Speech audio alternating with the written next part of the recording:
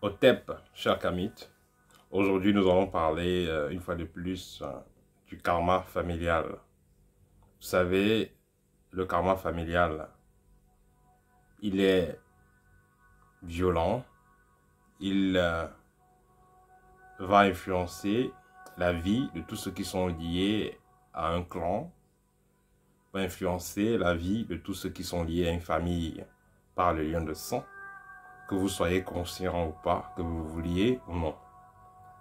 Quand un parent décède, il va léguer en héritage les biens qu'il a amassés de son vivant. Mais il va aussi donner en héritage les problèmes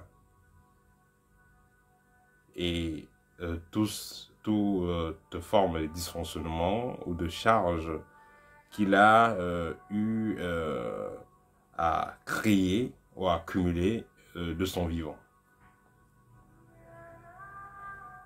Quand un parent, disons de son vivant, était dans la société secrète, pas forcément matique, il a eu à faire des rituels, il a eu à faire des activités mystiques pour atteindre le niveau qu'il a, que ce soit pour atteindre le sommet dans ses entreprises, que ce soit dans sa carrière politique et autres.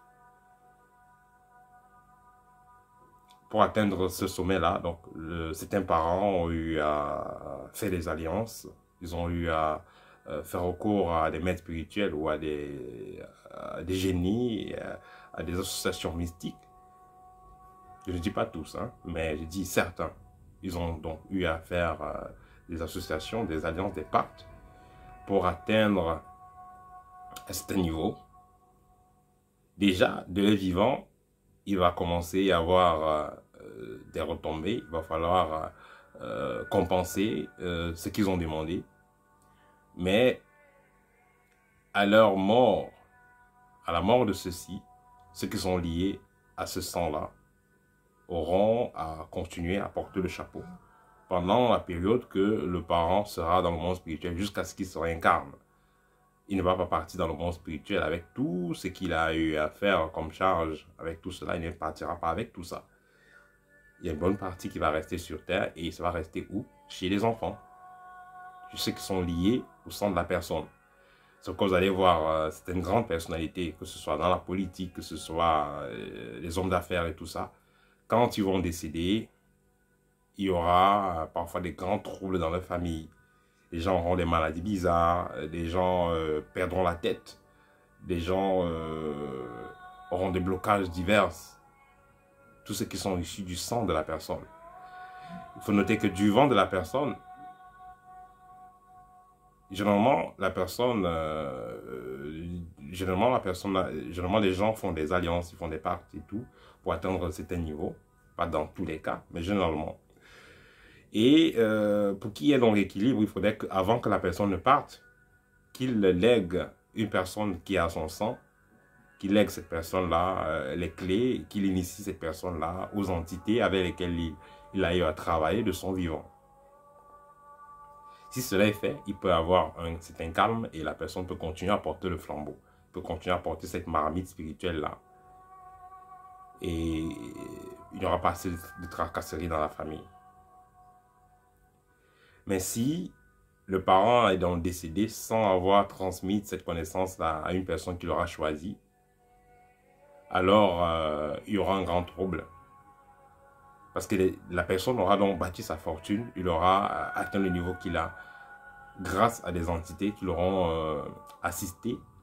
Mais, puisqu'elle est donc décédée et elle n'a pas eu le temps, ou alors elle n'a pas voulu transmettre cette connaissance-là, elle n'a pas pu mettre en alliance une personne qui était liée à son sang avec ces entités-là, alors ce sera la débandade totale à sa mort.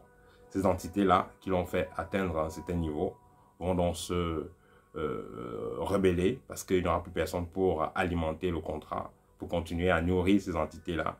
Et alors, ce sera la débandade totale et les gens vont se retrouver avec sur un problème. Dans notre sens, les personnes qui... il y a certains parents que vous verrez qui se battent dur pour les enfants, pour les descendances, et qui sont assez persécutés. les gens ne pourront pas, les gens ne peuvent pas atteindre ces familles-là tant que ces parents-là sont en vie, parce qu'ils sont des hauts initiés. Mais si à leur mort, ils n'ont pas légué à cette connaissance à leurs descendants, ou au moins à une personne de leur lignée pour pouvoir continuer à porter le flambeau, pour protéger la famille, alors la famille aussi pourra être affaiblie et écrasée, parce qu'il n'y aura plus de personnes assez solides, assez prêtes pour pouvoir veiller sur la famille.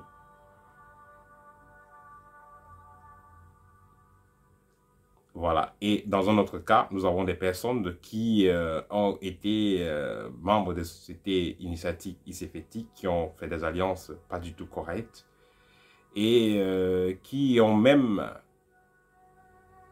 hypothéqué les membres de leur famille dans les loges dans lesquelles elles étaient. Et à leur mort, ces personnes, les gens de la famille se retrouvent dans la merde parce que ils ont été hypothéqués et ils vont se retrouver avec des sérieux problèmes. Donc, je fais ce partage pour vous faire comprendre que tant qu'une personne vit, elle a des possibilités, même s'il y a un karma qui pèse, un karma familial, il y a des possibilités d'effacer cela avec le travail spirituel personnel. Les gens vont penser qu'on n'est par hasard dans une famille. Non, on n'est pas par hasard dans une famille. Nous avons tous choisi les familles dans lesquelles nous vivons. Nous avons choisi les différents événements, les événements principaux autant pour moi, qui vont arriver dans le cours de notre vie. Et tout ça pour nous rapprocher de notre mission de vie, pour que notre âme puisse évoluer. Alors, si vous êtes donc né dans une famille où le parent a passé son temps à faire des pratiques maléfiques, dont sa finalité était de prospérer, tôt ou tard, vous qui êtes lié à ce sang, vous allez subir les conséquences. Mais ce n'est pas un factum parce que du moment que vous êtes conscient de cela, si vous vous engagez dans une voie spirituelle, matique, avec le temps, quand viendra dans la disparition de ce parent-là, vous n'allez pas subir lourdement ce karma familial-là. Parce que vous aurez pris le temps de purifier vos énergies. Et quand il y aura donc mort de ce parent-là, transition, changement de vibration, donc mort, changement de fréquence autant pour moi, dans la mort de ce parent-là, vous n'allez pas hériter d'un karma assez lourd. Disons, même si ce karma vient vers vous, parce qu'il sera d'ailleurs partagé avec tous les enfants, tous ceux qui sont liés au sang, vous allez pouvoir le transmuter assez rapidement parce que vous serez déjà entraîné vibratoirement, vous aurez déjà travaillé sur vos énergies, ce qui fait que ce que vous allez hériter ne sera pas si lourd parce que vous allez pouvoir transmuter cela comme vous avez transmuté ce qui était déjà en vous. Également, il y a les actions qui vont agir. Vos actions agissent en ce qui concerne la transmutation du karma familial. Vos actions agiront.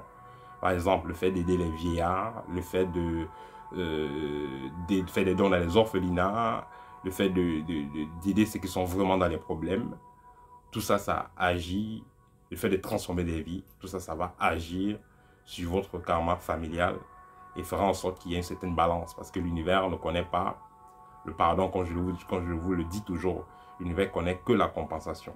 Donc, si votre parent a passé le temps à couper les têtes, à faire des sacrifices humains pour atteindre le sommet, vous avez la tâche de sauver des vies, d'aider les gens à devenir meilleurs, de transformer des vies.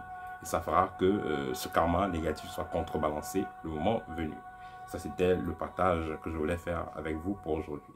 Donc, si vous faites du bien, c'est bien, c'est pour vous. Vous faites du mal, c'est également pour vous. Mais ça va également toucher vos enfants. Et vous savez, vos enfants, c'est vous-même. Ça, c'était le partage pour aujourd'hui. Au TEP et à très bientôt.